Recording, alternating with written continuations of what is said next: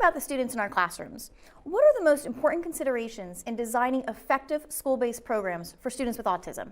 Well, I'd first begin with looking at a focus on language, along with social behavior. So if we look at all the needs a child might present to us, language permeates all other areas, and it's such a critical component of human development, of child development.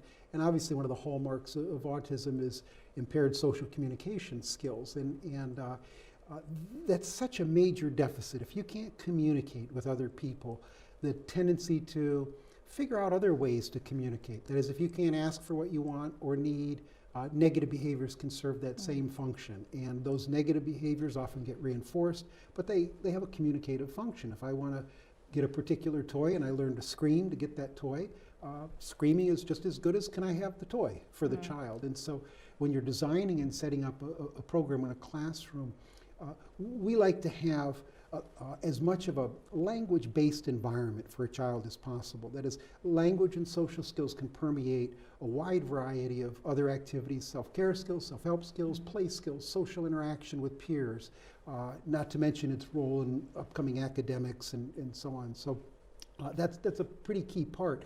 As far as a classroom, probably one of the most difficult things I've found over the years in working in special ed classrooms is teaching staff the necessary skills. That is, there are often skills that they may not have acquired in special education. Special education as a college degree often does not have a lot of specific teaching methodologies, approaches, and so on, and certainly not a whole lot on behavioral psychology or behavior analysis, which has been demonstrated to be a pretty effective approach to working with kids with autism. So part of your program needs to involve some kind of formal staff training and not just a one-day workshop or an August workshop where you're supposed to learn everything that you need to know.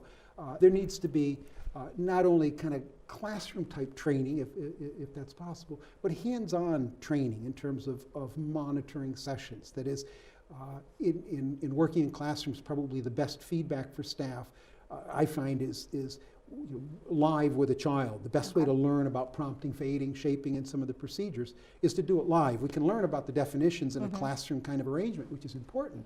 But to be able to do the right thing at the right time in a classroom,